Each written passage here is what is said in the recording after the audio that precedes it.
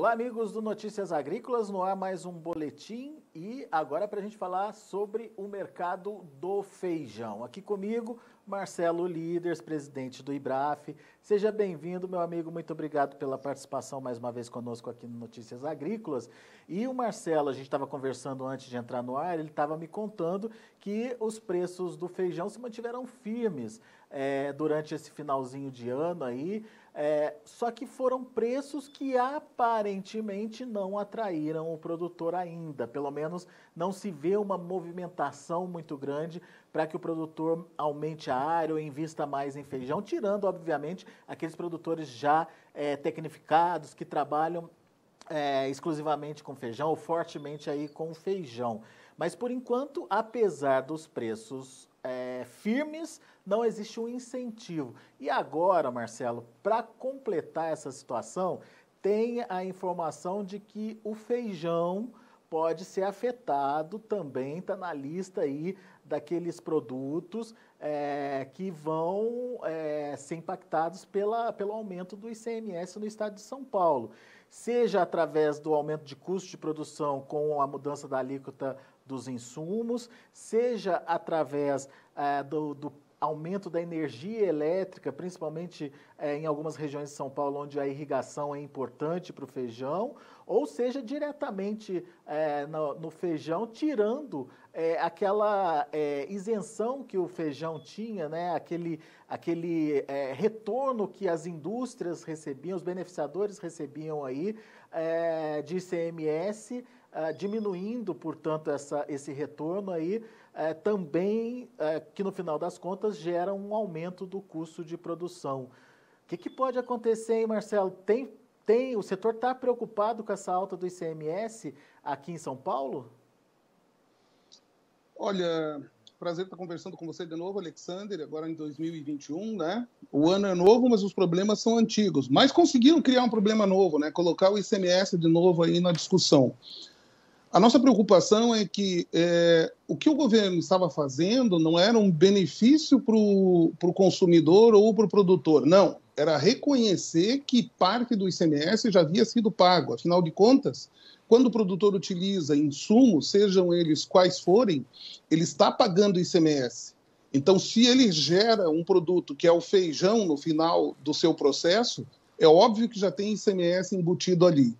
Você tinha uma situação, ou tem uma situação, de que, por exemplo, no estado de São Paulo, 7% de ICMS, mas estava sendo reconhecido 6% de crédito presumido. Já foi pago, então, né?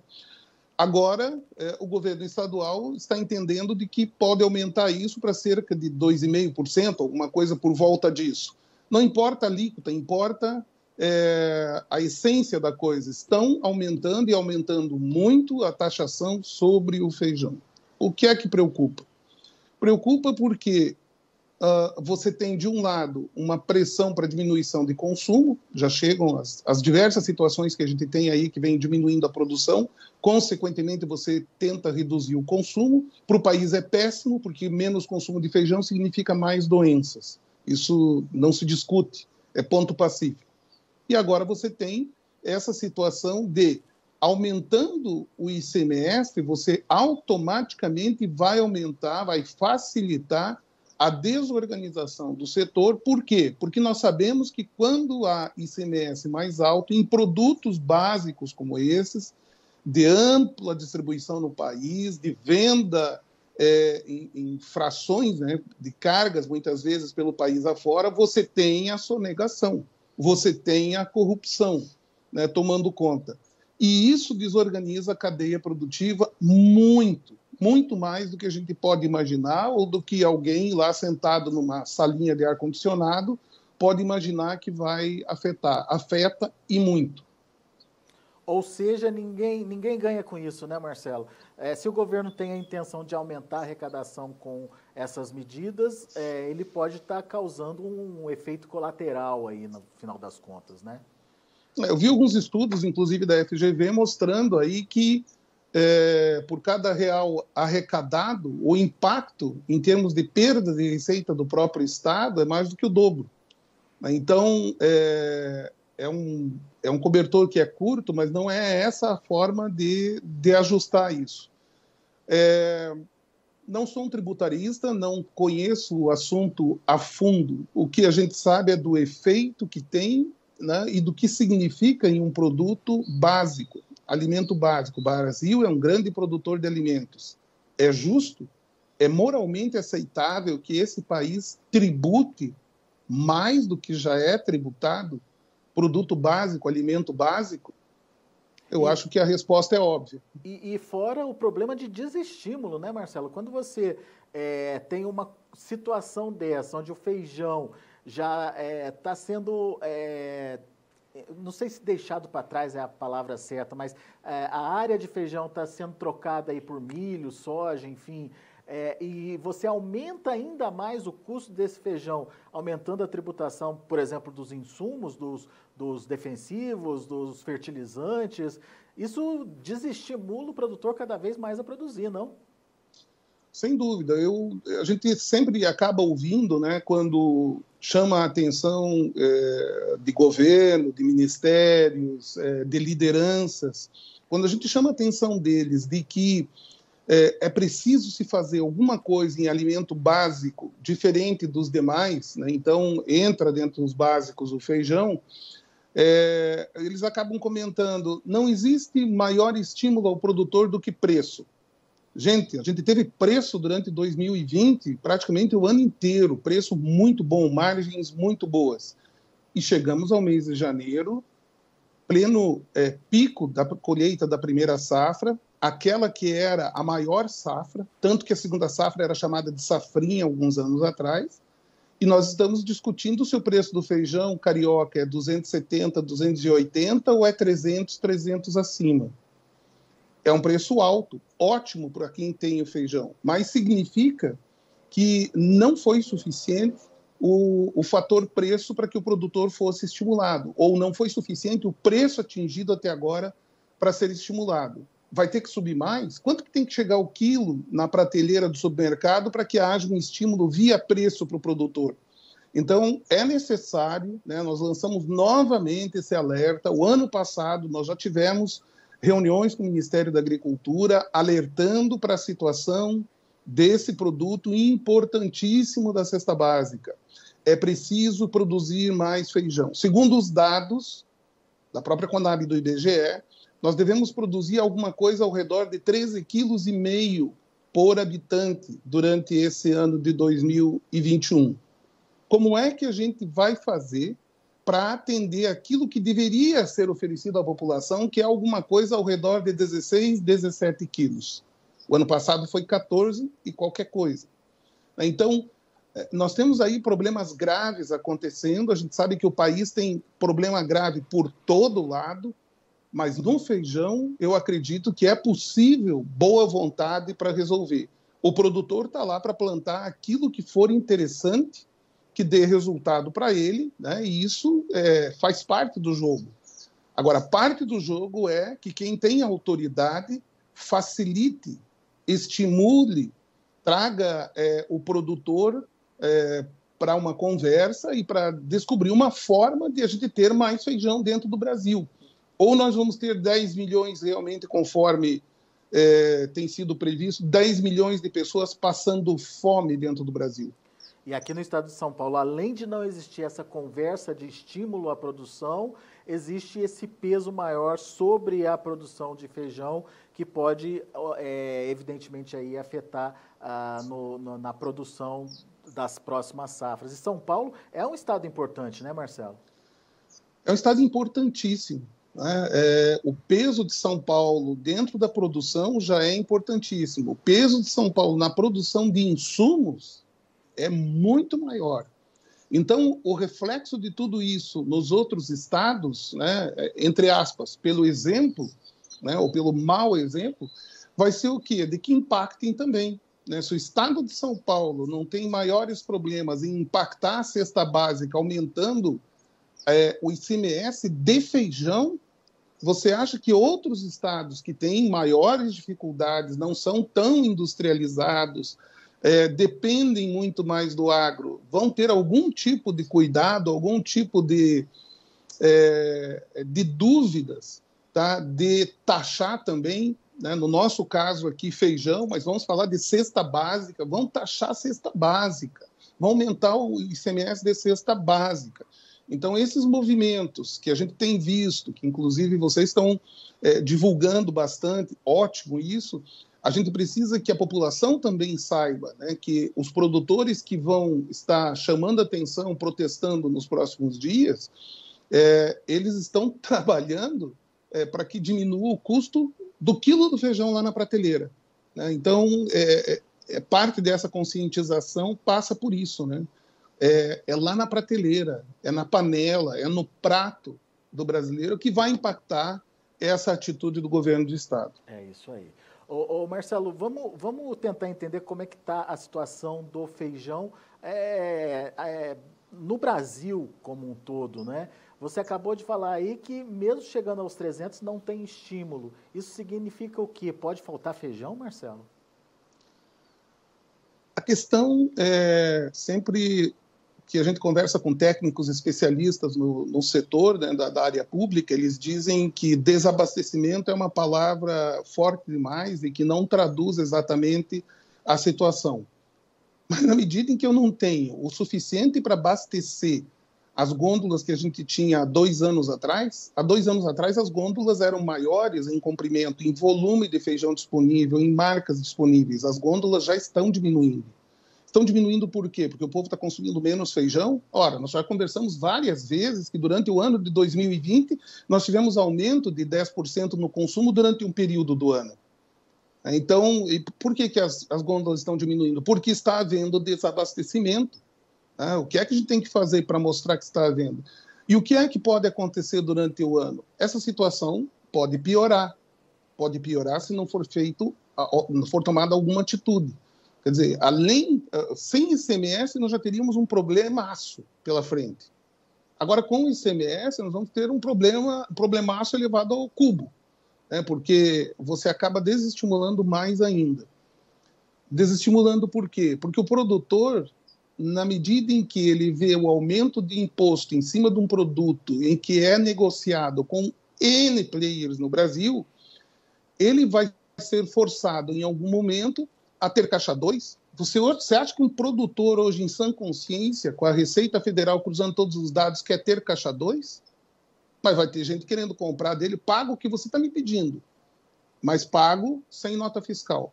Como é que vai conduzir isso, gente? Nesse país não tem como. Então, o produtor vai ser desestimulado, mesmo que esteja 300, 350. Mas se ele imaginar que ele vai ser, em algum momento, levado a participar desse mercado, e eu não estou falando que as grandes empresas vão fazer isso, justamente estou comentando que as empresas estabelecidas vão ter que enfrentar esse tipo de concorrência. Então, é muito preocupante. O impacto virá durante o ano. Agora, nos meses de janeiro, fevereiro e março, nós estamos plantando a segunda safra. A segunda safra, para ser plantada, precisa ter grão.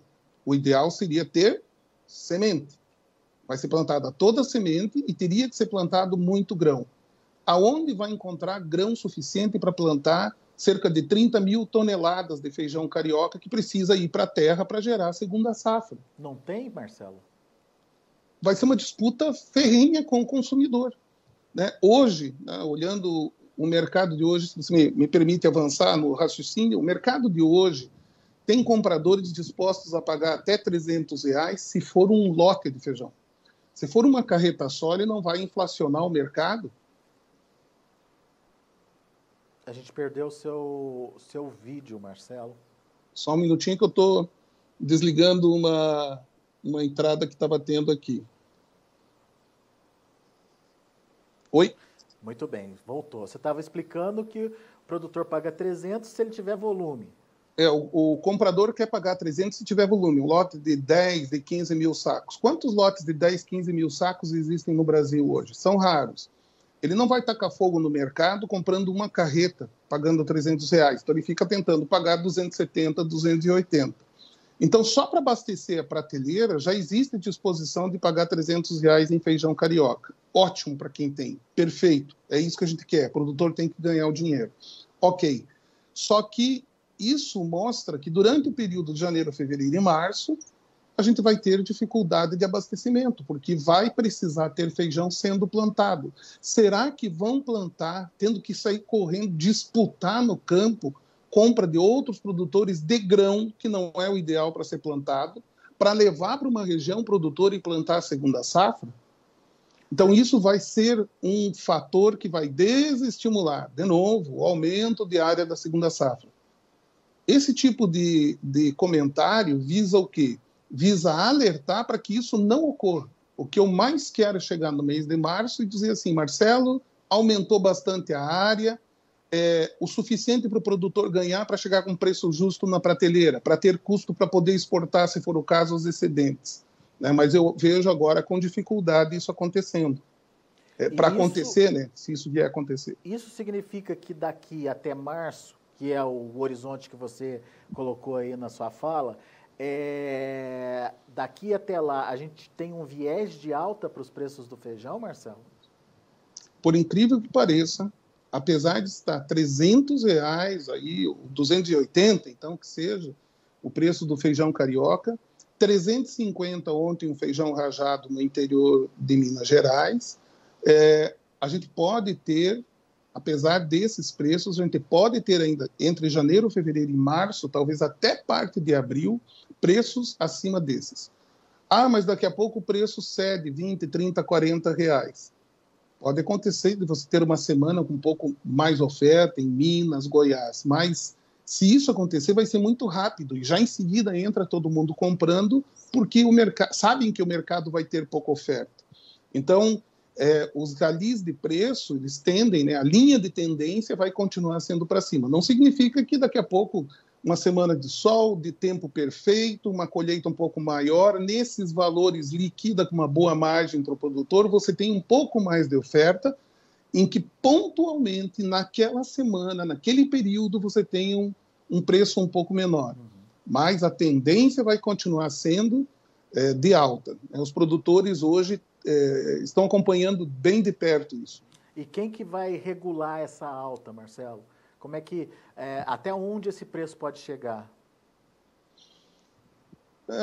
Uma percepção de ontem e hoje, vamos ver se ela se confirma aí ao longo da semana, é que os supermercados começaram a fazer alguma correção no preço de feijão. Então, eles tinham um nível de preço médio lá na prateleira ao redor de R$ 7,00, R$ 7,50, dependendo da região do Brasil, né? E ontem à noite, hoje de manhã, a gente já começou a ver alguma reação nesses preços, ou seja, subiram alguma coisa, aumentaram R$ 1,00, R$ 1,50. Por que é que isso está acontecendo? Porque eles sabem que já estão sendo impactados pelas notícias dos seus fornecedores e que vai ser difícil manter os preços que vinham sendo mantidos durante o mês de dezembro. Então, à medida em que o consumidor for voltando, for encontrando esses preços, o mercado vai reagindo, 10 centavos, 50 centavos, R$ 1. Qual vai ser o limite?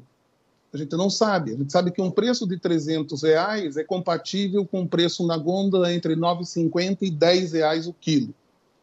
Tá? Acima de R$300, proporcionalmente, você vai tendo a diminuição do consumo. E o preço vai subir justamente para forçar a diminuição do consumo. Mas aonde que a gente encontra esse ponto de equilíbrio, a gente não tem ideia hoje onde é que ele pode estar. Pois é, mas daí entra um outro questionamento que tem a ver com a demanda, né? Principalmente em momentos de lockdown, em momentos de fechamento, em momentos das pessoas ficarem mais tempo em casa. A gente viu isso acontecer no ano passado, aumentou o consumo do feijão. Será que isso pode voltar a acontecer? E se isso acontecer, vai ser mais um incentivo para a alta de preços? Vai porque quais são as opções que tem a pessoa em casa? Né? Todos nós ficamos mais ou menos afastados socialmente, certo? Alguns conseguiram ficar em casa, fazer o home office. As pessoas que estão em home office e que vão continuar em home office, está cheio de empresa entregando escritórios, diminuindo, fazendo home office, descobrindo essa fórmula do home office, significa que essas pessoas vão estar se adaptando a uma nova realidade de alimentação. Dentro dessa nova realidade, você tem as entregas, né, dos restaurantes, né, dos deliveries que vão estar entregando, aumenta isso, mas aumenta também a disposição e a necessidade por causa financeira, né, porque, de repente, alguém está trabalhando em home office, mas alguém perdeu um emprego, alguém está com a roxa, alguém não teve aumento, alguém não recebeu o salário. Né? Então, essas pessoas vão estar dependendo dessa que está recebendo. Vão ter que utilizar muito bem no seu orçamento essas receitas. E o que é que elas vão fazer? Vão usar produtos básicos. Então, o feijão e o arroz são básicos, a farinha básica, né? Farinha de mandioca, a farinha de trigo mesmo, são básicos. Não tem como uma pessoa no Brasil se alimentar durante uma semana com pouco dinheiro sem incluir feijão. E como você sempre lembra aqui nas nossas entrevistas, né, Marcelo? Feijão rende, né? 1 quilo de feijão dá para muita gente. 12, 13, 14 pessoas. Com a crise vai dar para 16, porque a água ainda né, ainda está liberada. Mas existe uma preocupação. A gente tem visto, por exemplo, lockdown na Inglaterra. Eles não são loucos. Né? Aqui, por exemplo, o próprio receio das pessoas. O Brasil pode não ter lockdown, tomara que não tenha necessidade, mesmo chegada de um Covid diferente ou coisa que eu valha. Mas o fato é que as pessoas, na medida em que vão perdendo parentes, vão perdendo conhecidos, perdendo amigos, tá? Elas vão se cuidando cada vez mais. Elas vão se arriscar menos. Elas vão menos aos restaurantes. Elas vão levar marmita, se elas têm que se deslocar. Porque é questão de custo, né? É questão de... Eu não quero me expor no restaurante também. Eu tenho custo mais alto. Então, levar uma marmita... não existe já há bastante tempo o receio de ser mal interpretado perante os colegas. Não, levar marmita é pessoa saudável, que tem preocupação com a sua saúde. Então, dá-lhe marmita. Graças a Deus, vai o feijão dentro. A nossa preocupação é, vamos prover feijão para essa população. Pois é. Você plantaria feijão hoje, Marcelo, se tivesse que decidir aí? Olha, eu sempre lembro e comento com os produtores, a soja, o milho e outras commodities, elas já estão precificadas para o futuro. O feijão vai refletir a precificação futura dessas commodities lá na hora que estiver sendo colhido. A gente já está vendo cada vez mais o uso de contratos. Né? A gente tem visto que o que está funcionando são os contratos. No ano passado só não vi contrato de feijão carioca. Talvez esse ano seja o caso de a gente ver contratos entre as empresas e produtores para estimular o plantio de feijão carioca. Mas daí eu faço 100% daquilo que eu vou plantar. Ora, se a gente tem uma perspectiva de positiva, né, para futuro nos preços, trava o seu custo, faça um contrato de 50%, 60%, 70%, garanta o seu comprador, garanta a sua liquidez e deixa alguma coisa para fixar depois. É possível que isso aconteça até em feijão carioca. Então, respondendo a tua pergunta, olhando esse cenário, sem dúvida nenhuma, eu teria feijão plantado. Plantaria só feijão? Também não. Não é porque eu estou vendo todo esse quadro que eu vou dizer para todo mundo agora só plante feijão e plante feijão carioca e plante feijão. Não, mas contemple a ideia de plantar feijão. Né? A dificuldade que eventualmente você tem de plantar feijão, porque a soja, o milho, etc., você estalou o dedo, você tem um contrato com uma multinacional, você tem já o preço fixado, já vem te entregar ali, está tudo fácil. O feijão vai te trazer um pouco mais de esforço, mas ele vai te remunerar por esse esforço. E isso que você está falando é importante, mas a gente precisa lembrar também aquela outra máxima do setor, que é plantar diversificado, né? Feijão, mas sem colocar todas as variedades numa cesta só, né? Uma única variedade numa cesta só, né? Exato, não é nem só uma questão de valor hoje, de preço, né? Por exemplo, quem plantou feijão rajado e vendeu ontem a R$350, vendeu muito facilmente. Quem está com o feijão carioca, o feijão está firme, mas como eu comentei, para pagar R$300 tem que ser um lote grande. Para vender o feijão rajado foi uma carreta, ou 2.000 sacos, certo? Então, você ter a diversificação permite que você trabalhe melhor tudo isso. Pode ser que você tenha feijão rajado e feijão carioca. O feijão carioca agora está na expectativa que vai melhorar. Tá bom, então eu vendo o rajado que já está com pressaço. Vai subir mais? Pode, na medida em que o carioca sobe, os outros sobem também. Mas e o feijão preto? Eu estou no Mato Grosso, por exemplo, né, ou em Goiás, ou Tocantins, aonde for, e eu estou longe de uma empresa que compre o feijão preto. Lembre, feijão preto vai ter que vir da Argentina, importado em dólares. Mas o dólar pode cair, mas não caiu ainda de novo, né? Hoje está 5,30 de novo. Tá. E a Argentina, como é que está para fornecer? A Argentina, eles têm taxas sobre o valor da exportação cada vez maiores. Então, eles querem vender o feijão em bilhete, ou seja, tem que levar uma mala de dinheiro físico, dólar, e entregar para o cidadão. É fácil de importar da Argentina hoje? Não. Não é mesmo, é um risco tremendo.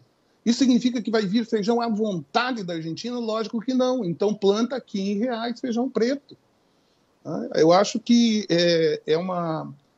do ponto de vista do produtor, é a marca do pênalti, a bola grande e o gol é 2 vezes maior sem goleiro. Vai acertar. Legal. Boa, Marcelo. Meu amigo, muito obrigado pela sua participação. Esse é o nosso primeiro boletim do ano. Aproveito para desejar um ótimo 2021 aí para você, para o pessoal do IBRAF, enfim, para todo mundo que acompanha esse mercado aí.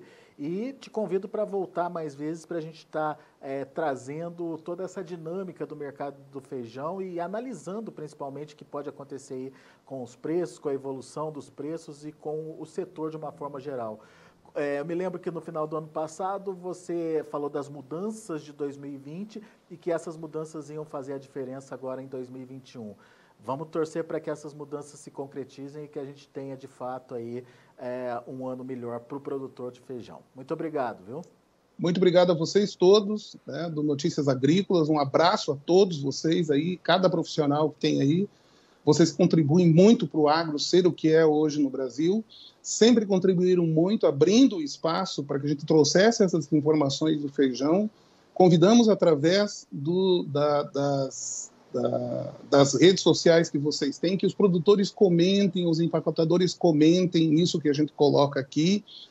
A gente vai chegar cada vez mais a um melhor resultado para todos nós, né? Se a gente puder conversar, discutir cada vez mais, né? Ver pontos de vista diferentes, ouvir o governo também, como é que ele vê isso, talvez ele tenha aí uma varinha de condão que a gente não conheça, ouvir todos, e é isso que a gente sempre viu vocês fazendo no Notícias. Um bom ano, a gente precisa muito do trabalho de vocês aí. Muito obrigado. Grande abraço, meu amigo, até a próxima. Tá aí Marcelo Líderes, presidente do IBRAF, comentando o mercado do feijão, falando do risco que é aumentar imposto em cima de alimentos básicos. Ele destacou principalmente que no caso do feijão, nem que não seja um aumento direto do ICMS, como de fato aparentemente, pelo menos até o que a gente pôde confirmar até agora, não houve, mas o aumento dos insumos para o plantio, o aumento da energia elétrica, o retorno fiscal que as empresas tinham e que agora diminuiu, isso tudo impacta, isso tudo não deixa de ser um aumento de custo e, consequentemente, pesar na conta ou no valor que o consumidor final lá na frente vai ter, né? E, além disso, pesar também na decisão do próprio produtor paulista de diminuir ou não a sua produção em função do aumento da carga tributária. Quem quer plantar para não ganhar dinheiro? Eu acho que pouca gente ou ninguém vai querer fazer isso. Enfim, a gente agradece aí a participação do Marcelo e, na sequência, a gente coloca em discussão o que está acontecendo no mercado do boi. Por isso, fica o convite para você continuar com a gente.